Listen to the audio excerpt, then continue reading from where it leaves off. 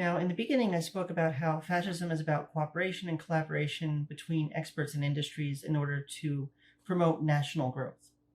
Yeah, scratch that in Italy.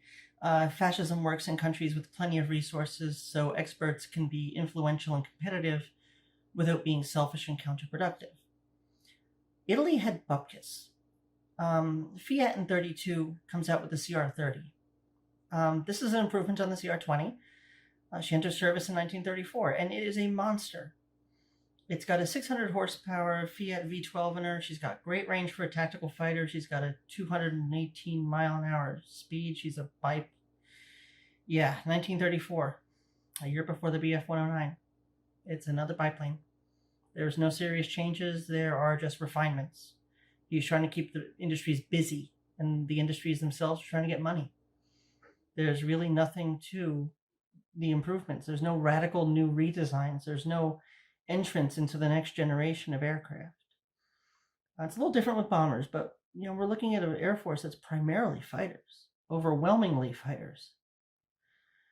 So the CR20 and the CR1, you figured that they would have stopped production of that and move on to the CR30, cut off parts production, let them tire out of service. Nope. Not only are all of them being produced in these big batches and then kept in service for years, interchangeable parts are needed to keep older planes in service. So that means that any new plane coming out has to be able to be repaired or fixed or even just manufactured with the exact same parts of inferior planes from before. These huge advancements are difficult to financially justify. Luckily, at that point, Britain is still supplying plenty of coal, and Italy has the energy, literally, to do all this. Britain just stands by her ally, her anti-communist buddy who's desperately trying to modernize and be normal. And I'm getting why Mussolini started to wear a helmet when he went outside. Now, only 121 of the CR30 were produced. Fiat built the famous CR32 starting in 1933. There was no reason for the CR30. The CR32 was already up on the drawing board. I mean, jigs were already being made at basically. Upgrades to 12.7 millimeter guns, which actually Italy was almost the first country to really make that a standard armament. The CR32 had a top speed of 220 miles per hour. It was incredibly maneuverable. The close support version, the CR32B, had 4 guns when monoplanes were just starting to have more than 2 guns. And she served in Ethiopia and in Spain. And she was still in service for no real reason in World War II. The CR32 was definitely outdated by then. Monoplane fighters were clearly the way. But these were easy to build, required minimal skilled labor, and for many of the parts and engines, they were already available. So they didn't have to put extra stress on either the population or the electrical grid or the steel industry. The improved CR42 was also outclassed when she entered service in 1939. But the Regia Aeronautica wanted numbers, and they were used to easily won wars in Libya and Ethiopia, even though by 1939 things had changed. Now, the CR42, of course, was extremely acrobatic, outflew many Allied aircraft in close combat. But in the long run, it was just it didn't belong in World War II. It's as if the Gloucester Gladiator had been continued in production into the war. That's kind of what you're looking at with Italy, is that they keep producing these old ideas. And anyway, these wars in Libya and Ethiopia had basically made Italy an uncomfortable trade partner. By 1937, her main ally and coal supplier, Britain, was having major coal shortages herself. Hitler was clearly growing in power. He was not going anywhere. And while the world looked the other way at the volunteers in Spain fighting the communists, and Libya was out of the reach of the press, and the war in Ethiopia left a sour taste to Italy's name. That was it. They basically had everything going for them, and then Ethiopia made them distasteful. Because at least they could hide what was going on in Libya. And in Spain, the so-called non-interventionalist approaches that Britain and other countries had focused on just meant that they accepted at face value that these Italians were volunteers, because nobody wanted a communist Spain. Nobody could afford one.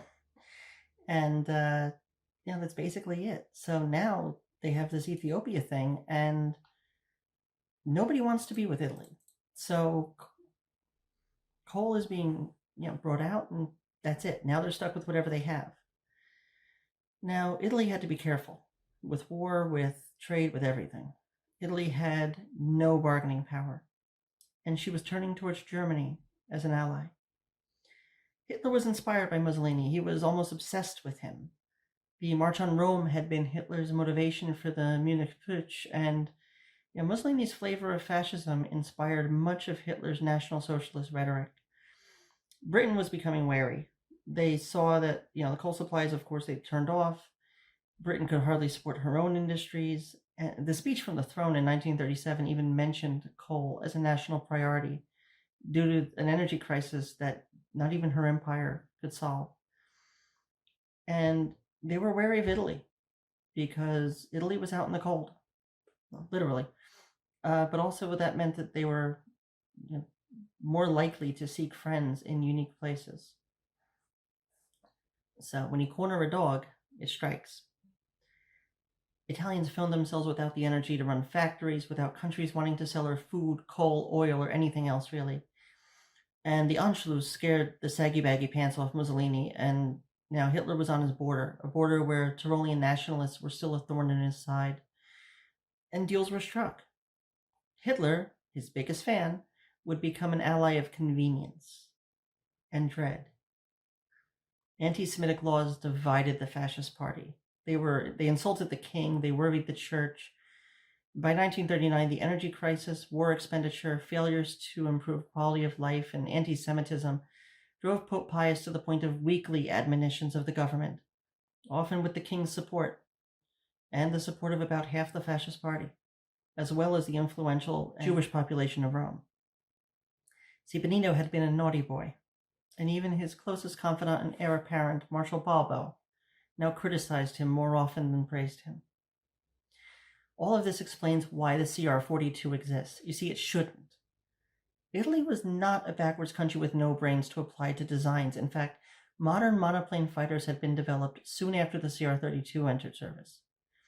Monoplane bombers had been in service for years. These weren't even competitive designs. Fiat herself was behind the more advanced fighters. These were men who were true believers in corporate syndicalism, futurism, and national pride. And they were having their bocce game cut short because there weren't enough balls to go around for everyone to have their turn. There were no resources. Bluster, sure. Bluster might even win you a battle. But bluster doesn't feed the poor, train the soldier, or make high-quality steel. Bluster makes you enemies when you have nothing with which to back it.